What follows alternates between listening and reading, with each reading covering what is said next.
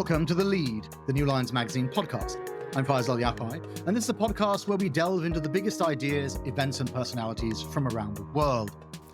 The 2024 battle for the White House has been given many labels: historic, decisive, an election that would change America. It certainly lived up to many of those labels. But what the Harris-Trump showdown wasn't was close. For weeks, pundits had been saying that this election was too close to call. It was on a knife edge. But in the end, Donald Trump came away with a commanding lead over Kamala Harris in the Electoral College. At the time of recording, he also had a significant lead in the popular vote. Trump's victory is a significant turnaround. He becomes only the second person in US history to be re-elected to office after also suffering a failed re-election bid. The first, for those already Googling, was Grover Cleveland back in 1893. Trump won with a smaller campaign chest than Harris, fewer door knockers, and, despite a, to put it politely, checkered history, including becoming a convicted felon and inciting the January 6th insurrection, accomplishments that many said should have made him unelectable. This election was also one in which democracy itself was on the ballot. The curious thing, though, was that, depending on who you ask, with Trump's re-election, American democracy is now doomed, or it has been saved. While those in the Harris camp warned of Trump's existential threat to American democracy, many of Trump's allies, foremost among them the billionaire and tech entrepreneur Elon Musk, argued that he was the man to save it. The election, and the coming Trump presidency, is also being watched far beyond America's borders. The wars in Gaza and in Lebanon, the invasion of Ukraine, the fate of Taiwan, all will be impacted by Trump's election, whether you believe, as his critics do, that Trump will give carte blanche to warmongering autocrats, or, as he claims, usher in a new era of peace and prosperity. With me today to discuss the historic and decisive 2024 US election and its impact around the globe are New Line staffers Danny Postel, politics editor, Amie Ferris-Rotman, global news editor, and Kareem Shaheen, Middle East editor. Welcome to all of you. Hello. Thank you for having us. Hi, Faisal. So we're recording the day after the election, and I've deliberately avoided speaking to most of you today to hear your reactions like live in real time. Kareem, what do you think your feeling is now about it? I mean, I think you were expecting it to some degree. To some degree, yes. I mean, you're looking at a Democratic candidate who was courting the Dick Cheney, Liz Cheney vote in a year in which there were massive anti-war demonstrations and protests in American campuses. Kamala Harris's famous "I'm speaking" moment, when she was delivering a speech at one of her rallies to anti-war protesters, was really kind of signified to me. I mean, it's obviously difficult to determine how much of the war in Gaza and the conflicts in the Middle East and so on affected voters. It's clear it did to some degree, but whether it swung, important swing states like Michigan is still, up for analysis. It's just a symbol to me of like how out of touch this campaign felt. And that was kind of the motivating factor for me to expect the worst out of this election cycle. And Danny, particularly you, because you've been reporting on it from the ground. You were around Trump supporters, you're around Harris supporters, you were at the DNC. How did you feel about it going into the last hours of the election? Was it something that you thought, okay, I think I can predict this, or were you as surprised as everybody else? Well, what we did know, or at least what we thought we knew, turns out it wasn't quite accurate, but the polls were showing a dead heat. And I actually thought that was exciting. I think it gave the election a sense of consequentialism. It mattered, right? Every vote, or at least in the swing states. And it certainly made everyone pay a lot of attention and feel that it could go either way. Like, it was the opposite of the feeling of like, what's the point? It's already been decided. No, this was really, there was the feeling that it was a coin toss. And that turned out not to be terribly accurate. I mean, Trump won much more comfortably than the polls suggested. But I would say that, the reality is sinking in. It probably hasn't fully sunk in yet, but remember that we had a fairly similar experience in 2016 with Trump's first victory. So this isn't our first rodeo. And a lot of people are experiencing deja vu, or deja vu all over again, as the great philosopher Yogi Berra called it. But the difference this time, of course, there are many differences, but the key thing, I think, is that it felt like a fluke in 2016. How could this possibly have happened? He lost the popular vote by several million in 2016 and won because of this antiquated, electoral college that we're stuck with. Whereas in this case, he won the popular vote and he won all of the swing states, and the Republicans seem to have a serious mandate. It's just a totally different feeling. I think it's much more sobering. It's paradoxical because in a way it's less shocking because we experienced it once before in 2016, a Trump victory, but it's actually more sobering in the sense that it wasn't a fluke. It was the opposite of a fluke. This is the third time this guy has run for president. There is no sense in which this is a fluke. This is a statement about what the majority of the American people wanted. Well, I think this is something that comes through in your essay. You've written an essay for the magazine called "The Threat Trump Poses is Real, but Democrats Must Learn Through Defeat." And I think one of the pieces that comes through in that essay is that you seem genuinely surprised, disappointed with Americans. I mean, you make the point that there's a reckoning this time because Trump has triumphed after the insurrection of the Capitol, after campaigning on what you call an explicitly authoritarian vision, after these lies and conspiracy theories, and after 4 years of Trump. So it isn't a fluke. It isn't that people think, well, I wonder what he might do. A lot of this stuff is already well known, and still 61 million, whatever it is now, Americans voted for him. Yeah, most people just don't care about that stuff. I mean, that's the bitter pill that people like me, who are sort of democracy junkies, people who have been sounding the alarm about authoritarianism and democratic backsliding in the United States and the Orbanization of the Republican Party and all this stuff that political scientists and democratic theorists and civic enthusiasts are so exercised about. It turns out that most people just don't care about that stuff. Hard stop. And do you think, Danny, that there's an inevitability to the victory? Because when you think about it, if you step aside and you think about it from, I don't know, the timeline of 50 years, and we're looking back at the pivotal events of the last 100 days, you would say, well, Biden steps aside, an unprecedented event. Trump survives an assassination attempt, something almost unprecedented. If you're looking back through the lens of history, both of those things should have handed the election to Trump. Perhaps. As I point out in the essay, this was structurally very bad for the Democrats going in, no matter what, because you had a very unpopular incumbent president. And even though he stepped down and his vice president took over as the standard bearer for the party, that just spells disaster generally for the incumbent party, even when it's the vice president rather than the president running. They're dealing with a very freighted, they've got this baggage, this burden of an unpopular sitting president, inflation, the perception of weakness, which is why Biden had to step down. Now, having said that, there was a brief moment of enthusiasm, Kamala mania. There was, I think, a tremendous sense of relief that Biden was out of the picture because he was seen as, talk about inevitability. There was no question that Biden would have lost Trump. And right. There was a real, we forget this now, but there was actually a few weeks there after that disastrous debate performance of Biden's where he refused to step down. And Sure. There was a real sense of crisis. And when Kamala Harris took over as the nominee, there was a tremendous sense of relief and excitement. And she was younger. Trump was now the old candidate, and Kamala was the fresh new face with a lot of energy and joy and all of this stuff. And then Tim Walz was picked as her running mate, and there was a lot of excitement about him. So I don't think it was inevitable. But some of it seems to have been proved rather ephemeral. I mean, the excitement of Kamala mania and endorsements from Taylor Swift and Beyonce and all these sorts of people. And there was a lot of excitement, but then in the end, it seems like it didn't really amount to much.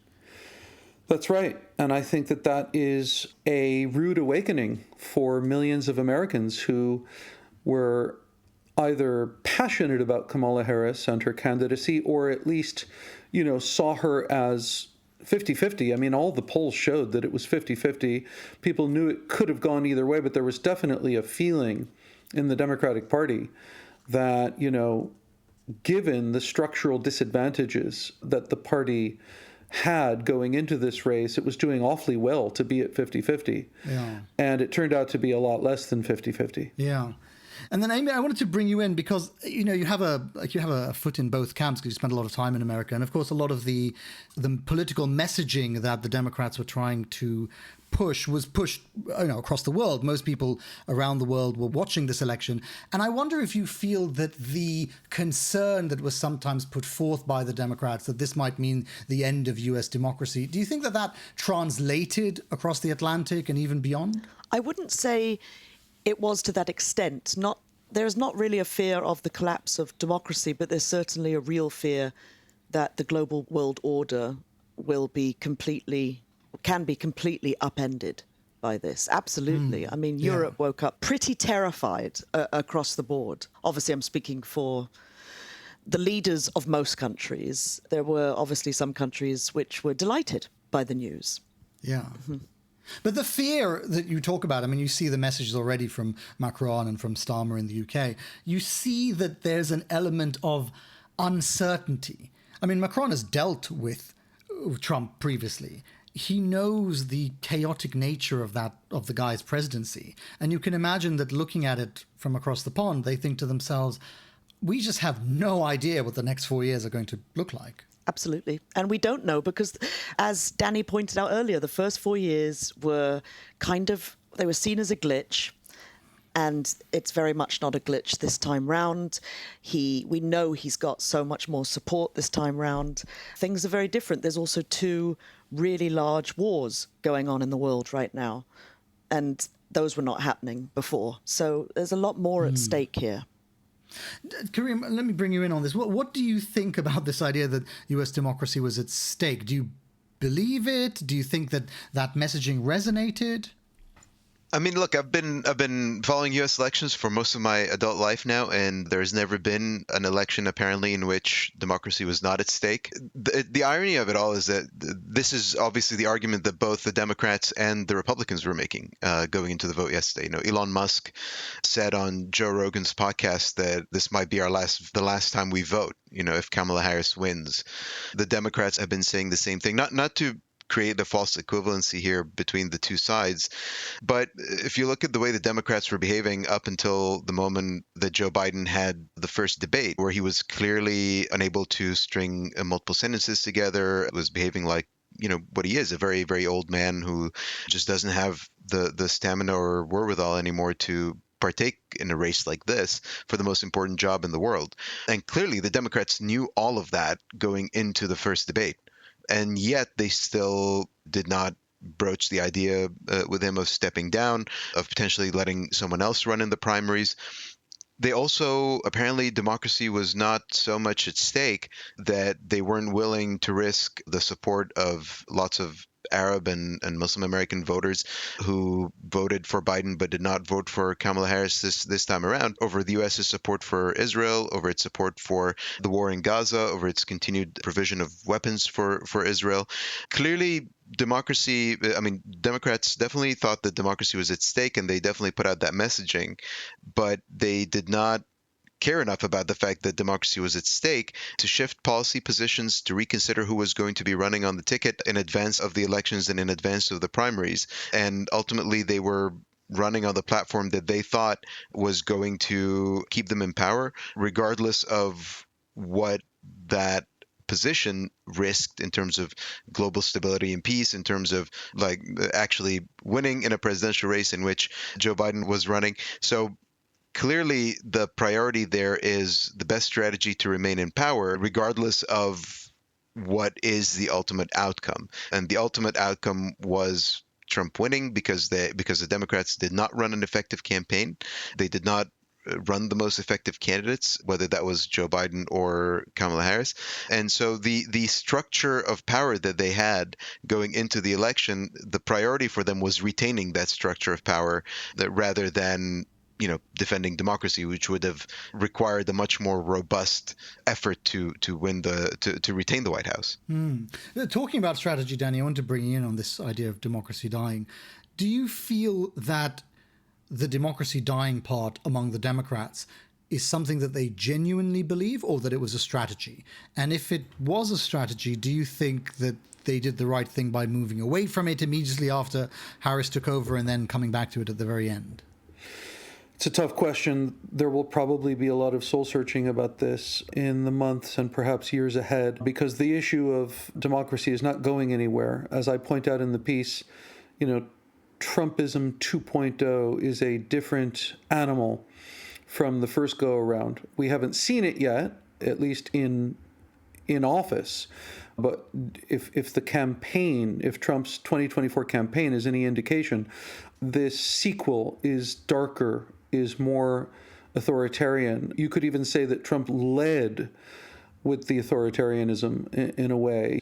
You would think that in such a tight race, you would try to appeal to the middle. You would understate or downplay the more controversial and potentially alienating messages that you have in your campaign. But he did the opposite. He went all in and went full Trump and cranked up the volume big time on some of his more authoritarian program. And amazing, it seems to have worked. I mean, I think some of us before the election perhaps thought that even if he won, he would win just because of a core support. But it doesn't look like that's what happened. I mean, Van Jones on CNN joked at one point, with some of the more outlandish things, with Trump engaging in a kind of, this lewd act with a microphone on in one of his rallies. Van Jones joked that maybe Trump was trying to lose the election. And then he said, because he's certainly not acting like he's trying to win. And then Van Jones played out the scenario of, what if Trump is actually trying to lose but accidentally wins? But it turns out that I think Trump did actually want to win. And he just was doing the one thing he knows how to do, which is to be himself. And for better or for worse, that is who he is.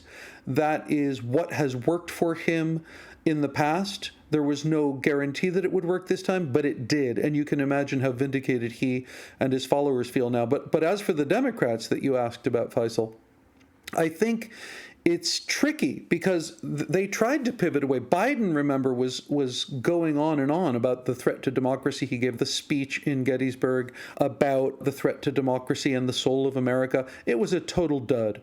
It just doesn't resonate with many voters. And so when Kamala Harris took over as the standard bearer, she immediately pivoted to this different kind of message. And in picking Tim Walz, of course, who had switched from, the darkness or threat to democracy narrative to these guys are just weird message, which seemed to really, it seemed much lighter. It went viral. People liked it. People were laughing about it, having fun with it.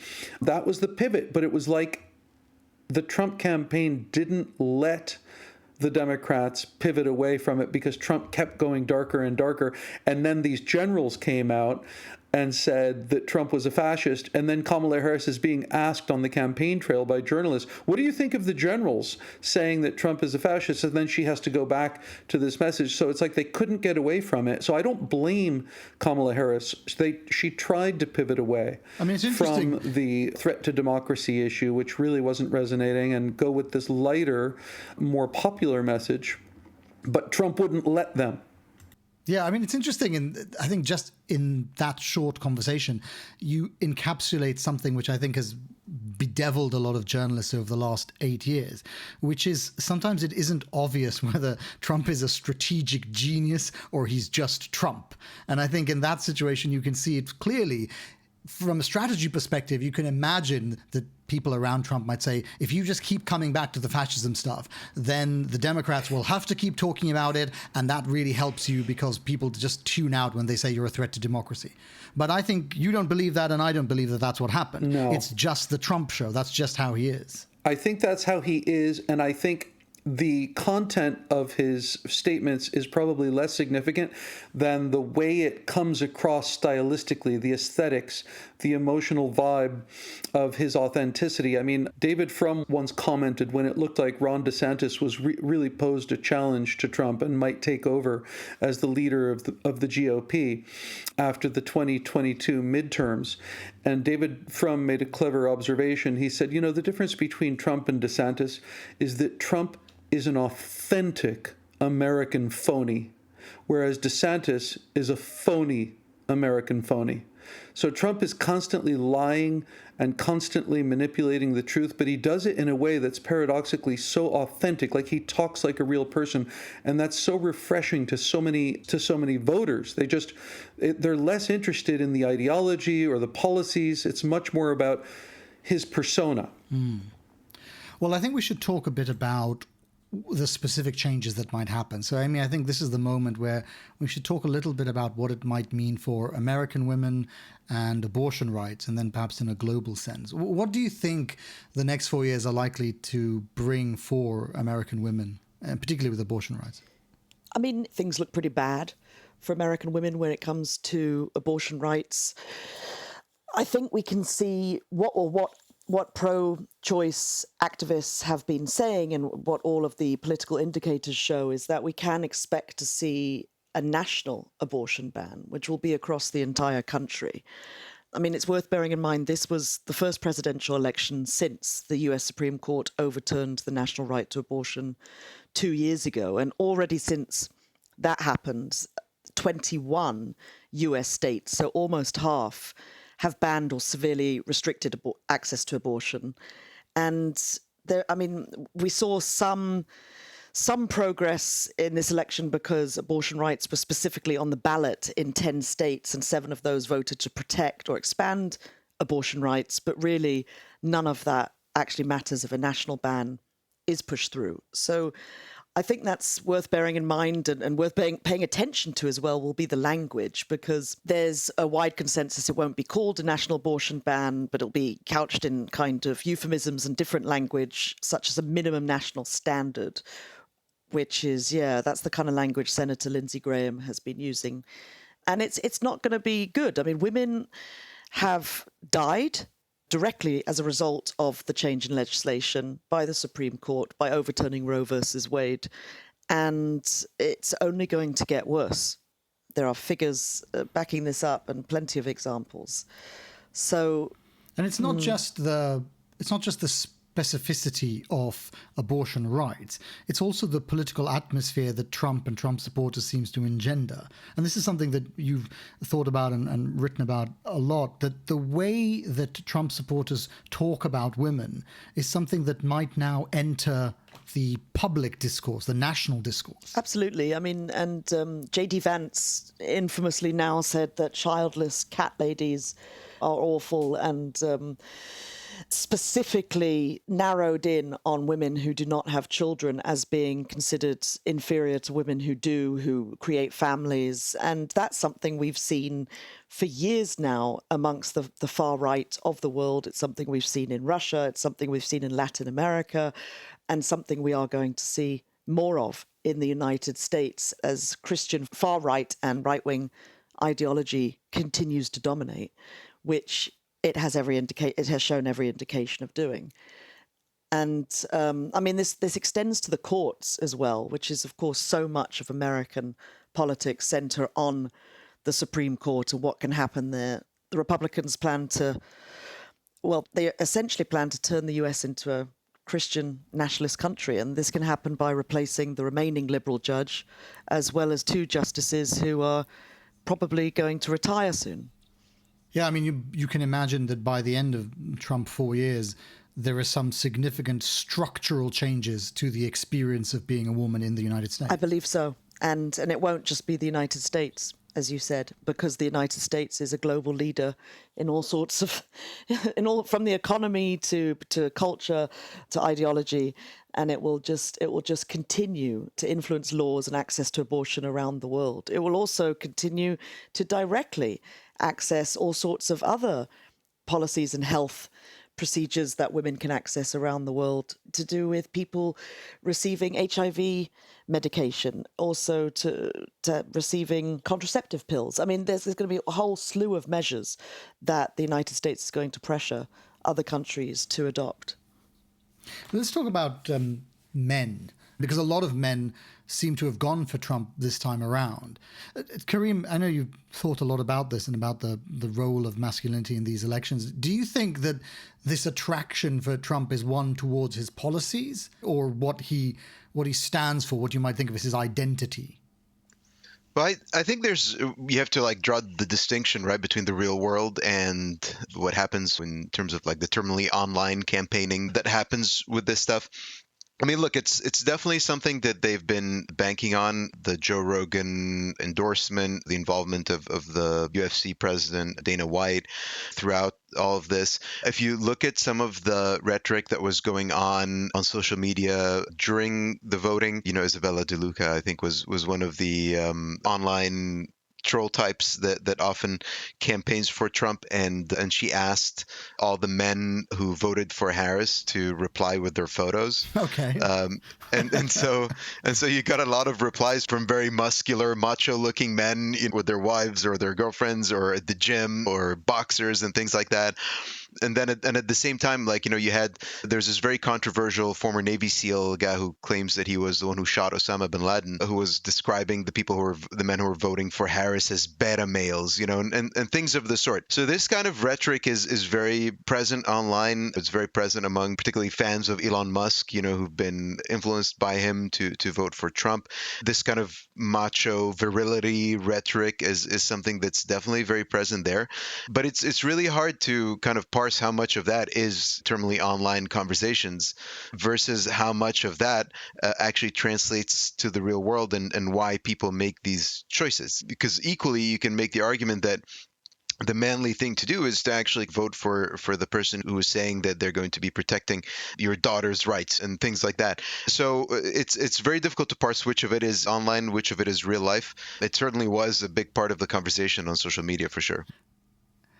I want to ask you, Danny, about the various campaigns against the war in Gaza. It started really in Michigan with what was the Abandon Biden campaign and then became the Abandon Harris campaign, and this kind of broader uncommitted movement. How much of an impact do you think the war had? I think the numbers don't tell the whole story. I think there are two ways to answer that. One is just numerically. I don't think in the end, there was a fear, a very palpable fear, that the uncommitted movement and the third-party candidacies of Jill Stein and Cornel West threatened to help Trump win the election. That is to say, it could have been the case that more people voted for Jill Stein and Cornel West in Michigan than the number that Trump won by, right? Helping push Trump over the edge. That turned out not to be the case. Trump won by many more votes than the total number of people who voted for either Jill Stein, Cornel West, or didn't vote at all over the Gaza war. So the good news there is no way now for pro-Kamala Harris Democrats, whatever their position on the Gaza war, who would have blamed the uncommitted movement, the anti-war activists. There was a lot of ill will about that. There was a lot of debate and hand-wringing about, you have to stop this, you have to get behind Kamala Harris because you're going to hand the election to Trump. That debate is over now. That's not what, they are not responsible for Trump's victory. Trump won for other reasons. So that's the narrow way of answering your question. But I think symbolically, I think that the Gaza war cast a huge shadow over this entire campaign. Biden was particularly freighted by it. Kamala Harris, when she became the nominee, she couldn't quite pivot as much as she perhaps wanted to, or as much as her, let's say, pro-Palestinian supporters. She did have people, anti-war activists, who supported her, but wanted her. They had this idea that she was secretly, privately, more sympathetic to the Palestinian cause than Biden was, but couldn't quite say it because of the constraints of being vice president while Biden was still the sitting president.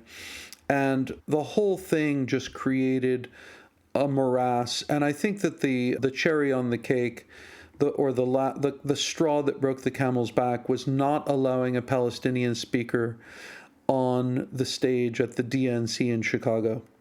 That was just a slap in the face. And we now have the text of the elected representative from the state of Georgia, the young Palestinian American woman who was going to give the speech. And you read the text and it's like completely unobjectionable, totally safe. And she was willing to have it vetted and edited by, the convention people. So it was just, there was just one slap in the face, one unforced error after another.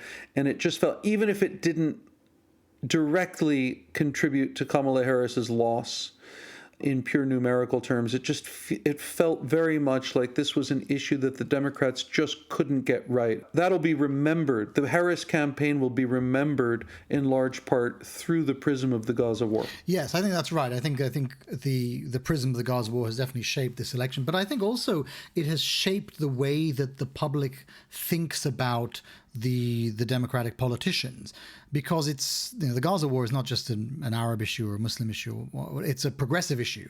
And I think it exposed something, Kareem, that perhaps observers aren't always aware of, which is how loose some of these progressive opinions are among politicians, that they're progressive on some issues, but on other issues they just can't bring themselves to be genuinely progressive. That's right. And I think a big part of the conversation on social media and among Arabs in general over the past few months has been about how the West needs to stop lecturing the rest of the world about these progressive ideals when they're willing to stand by in contravention to the desires of their own populace, which does not see why the U.S., for example, ought to continue supplying Israel with weapons, no questions asked. So it's not simply Arabs who are questioning why this continues as a U.S. policy, but the country, their own populations are questioning why this continues as a U.S. policy. These progressive ideals, I think, the best counter to them is the contrasts that have often been drawn between American public statements on Ukraine and on Russian crimes in Ukraine, and when the same things happen in Gaza, whether that's, for example, the bombing of hospitals or the deaths of civilians. And it's just become almost a meme among Arab social media users to contrast the two. Someone posted a comment from a friend of theirs on social media about how it's not okay that their own people are getting bombed and that they're going to feel the same way whether they're in an internment camp, an internment camp that's been instituted by the Trump administration or from their own homes in the US. And people are often like to complicate their analyses for good reason about why voters vote one way or the other. But, it is also instructive to simply look at some of those districts in Michigan that voted for Donald Trump and had voted for Biden in the last election, and how they reelected Rashida Tlaib, the Palestinian American congresswoman who's been staunchly pro-Palestinian. The reality is that these things matter, that this rhetoric matters, and the Democrats have been, for the longest time, adopting this patronizing attitude that you can also see today on social media in response to Trump's election. A lot of liberal voters who are saying, hey, well, good luck in the internment camps now that Trump's in power, or we don't care about Gaza anymore. You guys handed Trump the victory. Obviously, it's short-sighted in the sense that, it's not just that particular issue that propelled Trump to the presidency, but it also signifies the attitudes of the elites more generally in the party that, as Danny said, refused to allow a platform for Palestinian voices to speak at the DNC and to be a part of the Harris campaign, treated them with contempt, sent Bill Clinton a few days before the election to deliver a pro-Israel, frankly racist speech, telling people essentially to suck it up and vote for Harris, regardless of American policy towards Israel. It shows, just a lack of sensitivity and lack of understanding for what motivates a lot of these voters. And the reality is that if you talk down to people, whether that's Trump voters and whether that's your own base, they're going to abandon you. They're just not going to vote for the candidate. And Danny, what did you make of the tweet by the journalist Zed Jilani that regardless of the result, the fact that both parties are now courting Arab Americans is a significant political change within the US political landscape? I think there is truth to that. And at the same time, I can see why some skeptics or, cynics see it as just opportunistic. Like, yeah, they just wanted our votes for this election cycle. The Democrats in particular didn't really earn them, as Kareem has been suggesting. I mean, in terms of policy, in terms of even symbolic representation at the Democratic Convention in Chicago, in terms of general sort of interfacing with the Arab American and Muslim American communities, it was really like quite insulting. I believe there was even Congressman Richie Torres was dispatched to Michigan and was caught basically bragging that they didn't allow a Palestinian speaker at the convention. I mean, there's just a lot of problems with the way the Democratic Party has interfaced with the Arab American and Muslim American communities around the Gaza war, which is not to say that the Republican Party hasn't also engaged in its own opportunism and instrumentalism towards the Arab American and Muslim American communities. I mean, they just saw an opportunity, which was that there was a lot of discontent with the Biden administration and the Harris campaign over the Gaza war, and decided to exploit it, when in fact Trump's position on the war is to the right of Biden's. So, there's a lot of jockeying for position and opportunism there on both sides. But I think, on the other hand, I see Zed Jilani's point that, this is not a constituency that can simply be taken for granted anymore, or assumed, they're just in our pockets because they have nowhere else to go. Turns out they do have somewhere else to go, and their support can matter, particularly in what was perceived to be a very close election, and in a swing state like Michigan, which happens to be the home of the largest Arab American and Muslim American community in the country. But I think more broadly, you saw, regardless of the party positions, you saw a real mobilization of Arab Americans and Muslim Americans in this election cycle around the Gaza war, but also just around, the campaign.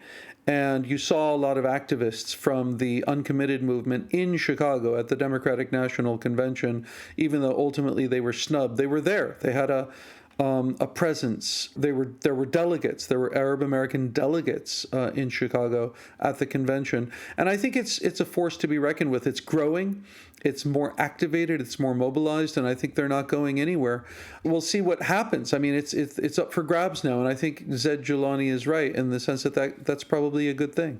Well, let's talk about the potential policy changes beyond America. Amie, I want to bring you in a moment about Ukraine, but start with you, Kareem, about Gaza. What do you think might happen to the wars in Gaza and in Lebanon and in Israel in the next few months with Trump in charge?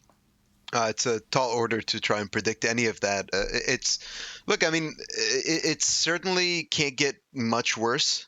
One of the problems with the Democrats in this election cycle, the lack of imagination. They always say that, hey, Trump is going to be much worse for the Middle East. But in reality, there's not much worse that can happen. I mean, yesterday there was, during the election, the Israeli military announced that it had successfully separated the various portions of northern Gaza and essentially emptied it of civilians, essentially the definition of ethnic cleansing. And the war in Lebanon continues apace. Israel has been acting with impunity throughout the region, with the perception that violence is the answer to every question that plagues Israel and its relationships with countries around it.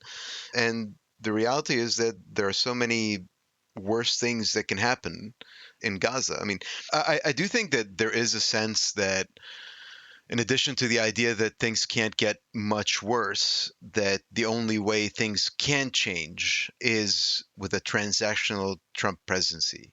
The reality is that most leaders in the region see Trump as someone who might do anything. That there is possibilities. There are possibilities with him in power that do not exist under the staid democratic leadership.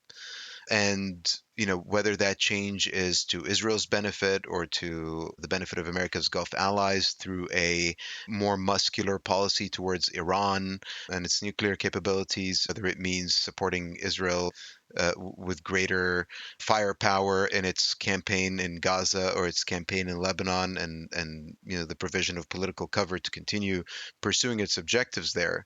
I think the reality is that Trump, being a transactional individual and president, is a somewhat more malleable force in the region compared to the frankly hypocritical democratic approach to the Middle East. And then I think the second part, Amie, about what might happen in the wider world is, of course, Ukraine. And it's hard to think of two countries in Europe that would be more interested in the outcome of the election than Ukraine and Russia. What do you think the win will mean for Ukraine? I mean, Trump has talked about being able to settle this 2.5-year conflict in 24 hours. I mean, I think what's very telling is Ukrainian President Volodymyr Zelensky was one of the first world leaders to congratulate Trump this morning, and he was very quick, and I'm sure he was up all night, as most of Ukraine were, because what America decides will pretty much decide their fate in this war, in this full-scale invasion by Russia. And it's clear that Zelensky is worried because Trump has boasted, as you say, that he will end it very quickly, but also because we know that Trump has had a good relationship with Vladimir Putin in the past. We know that Trump has a good relationship currently with Viktor Orban, who seems to be Trump's mouthpiece in Europe in some sort of bizarre, outsized way. And Orban has said, the Hungarian right-wing leader, Viktor Orban, he has said that, quote, Europe would need to adapt if Americans choose to switch to peace. And Ukrainians know what peace means in this context. It means giving up part of their land and giving in to Russia in some way. From my viewpoint, I'm absolutely terrified for Ukrainians right now, because I think this is going to be more bombs, more destruction in their country. And the Russians have indicated this in what they said today. I mean, I think it's very telling. Putin's spokesman, Dmitry Peskov, this morning in Moscow said, oh, yes, well, America still may be an unfriendly country, but we know that Trump has made some important statements about wanting to end the Ukraine war, and only time will tell if this leads to action.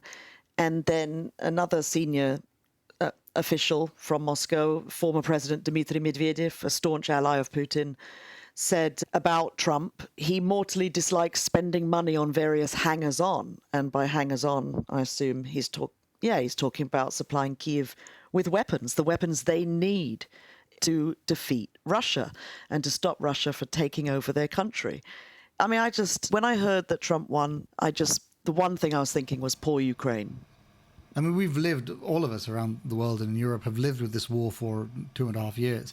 It seems to me not beyond the realms of possibility that by the time Trump takes the oath of office in January, that the war in Gaza and the war in Ukraine will be done. I mean, what does done mean? That's the thing. I mean, because for Russia and Ukraine, for a ceasefire to happen, there's going to be some land concessions. That's what everyone has indicated, including the Ukraine. Even concessions seems like a mealy-mouthed term, right? Mm-hmm. If there is an end to it, it is probably an end that accepts Putin's annexation of large parts of Ukraine. And I mean, there has been talk amongst European think tanks and politicians this morning, this afternoon as well, saying that Europe needs to stop relying on America for security.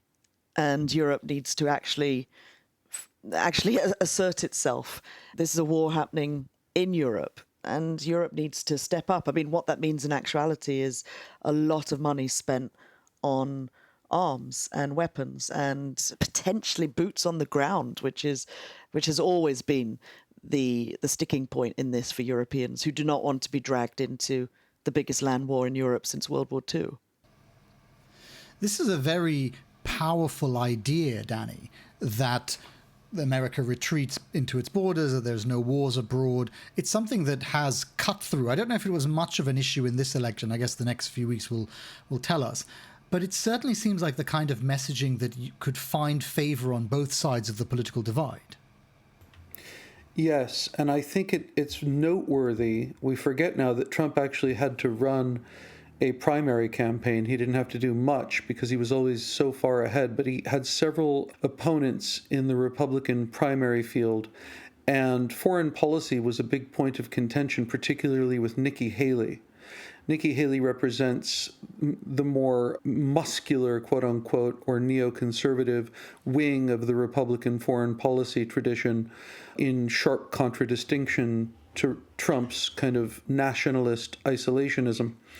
And I think it's important to note that, that wasn't the only issue. Of course, Trump was going to win the nomination again, no matter what. But that that ancien regime within the Republican Party of the neocon interventionists and internationalists, that's pretty much defeated now. And what's interesting is that with Trump and Vance, it's not just isolationism. With respect to the Ukraine-Russia situation, it borders on Putinism, right? So there's a legitimate isolationist position that says consistently the United States should not be engaged in international entanglements and foreign wars. We should be focused on ourselves, America first. That's a consistent position. One can agree or disagree with it, but that is a doctrine, isolationism. What we have here is actually two people in Trump and Vance and others in the MAGA movement who really like Putin. They want Putin to win. They see Putin as a kind of figure, a kind of ideological hero for the vision of, some would call it paleoconservatism or white nationalism. They see him as a kind of brother, as a kindred spirit and a strong man they look up to. That's very different from just straight isolationism where we don't have a dog in this fight. They do, actually. I would say Tucker Carlson, J.D. Vance, and Donald Trump do very much have a dog in this fight, and that's Vladimir Putin. They want him to win. They've said so explicitly.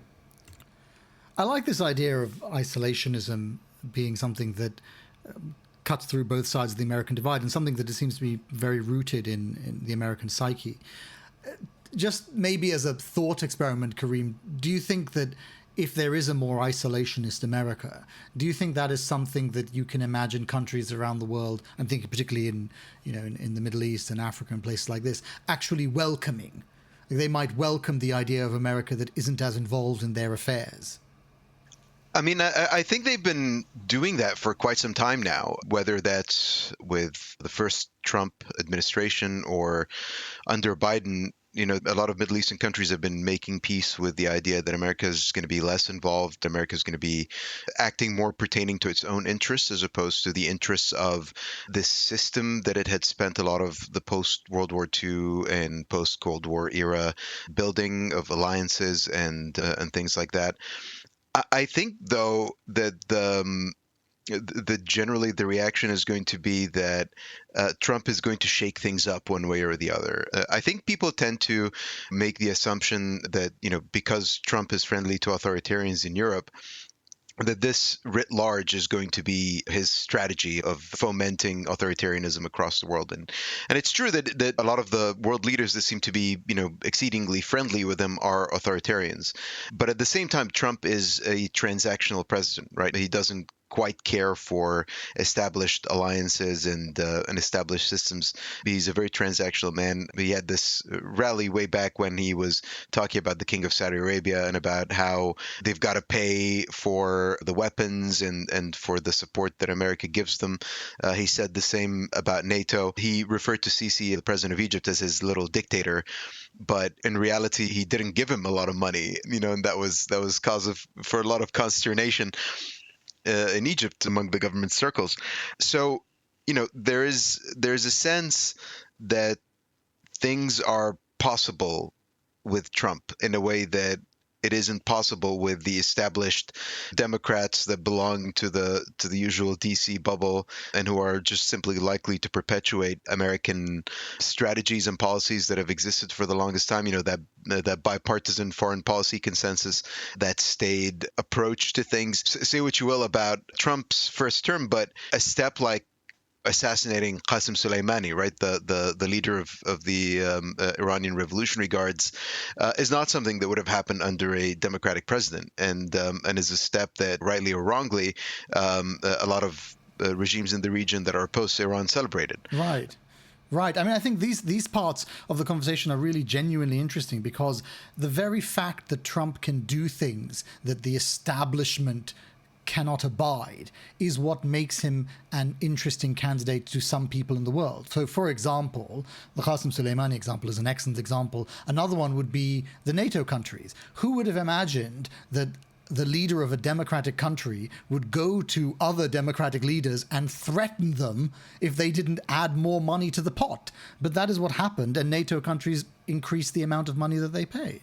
And that's like a really great point, because the reality of it is that a lot of these countries see a way forward with Trump because he's like that. He's transactional. He'll go to the Democratic Alliance that's supposed to have underpinned Western global security for the past 80 years, 70 years since the Second World War, but he will tell them to pay up. And that's I think an important part of his appeal for a lot of Arab leaders, even if he would appear to be virulently racist or anti-Arab or anti-Muslim, that in reality he's a transactional person, and that you can deal with that in a way that you couldn't deal with the Democratic presidents who had a big talk about democratic rights and freedoms and so on, and yet managed to reconcile that approach with supporting the war in Gaza, for example. And so it's a lot harder to balance that democratic need to appear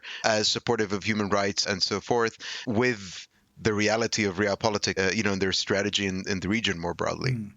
I want to end by asking you about something that Danny writes in his essay, which is, Danny, you close the essay by making this analogy between those warning about Trump's potential fascism to the boy who cried wolf. And you remind the reader that in the end of the story, the fairy tale, the wolf does eventually eat the boy. And so, Kareem, I think we should start by saying, do you think in the next 4 years that the wolf is going to eat the boy?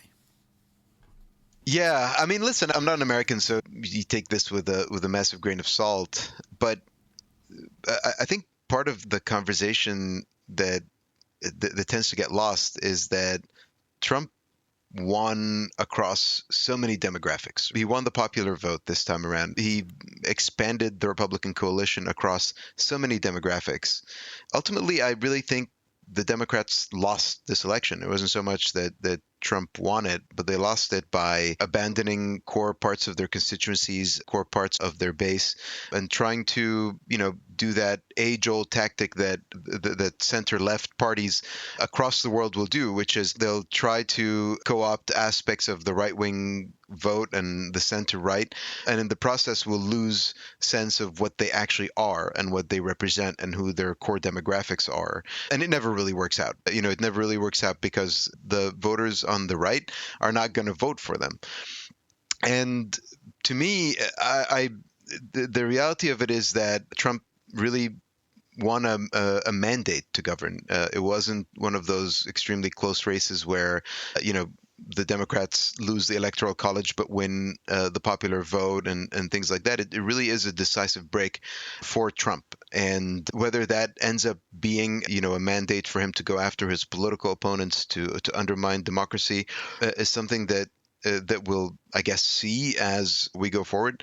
But I think the only way that the enemy from within, or the boy who cried wolf, actually gets eaten is if the Democrats, I think, continue to be so out of touch, continue to abandon their core constituencies. I think in that scenario, it's not so much that the wolf eats the child as much as the child just surrenders himself into the wilderness and is lost. It really, they really need to do a lot of soul searching. They really need to abandon this idea that they are going to blame the minorities, and they're going to blame everyone but their own strategy and but themselves for what the party has turned into. They've lost across so many demographics and categories, and they really need to figure out a way to revive that coalition instead of sitting there and thinking to themselves that democracy is lost. All of these constituencies are completely lost forever. This has been The Lead from New Lines magazine. Danny's essay, The Threat Trump Poses is Real, but Democrats Must Learn Through Defeat, is on our website at the moment, newlinesmag.com. Kareem Shaheen is on Twitter at kshaheen, Amie Ferris-Rotman at Amie_FR, and Danny Postel at Danny Postel. This week's episode was produced by Finbar Anderson and hosted by me, Faisal Yafai. For more like this, subscribe to The Lead on your favorite podcast app or visit our website, newlinesmag.com.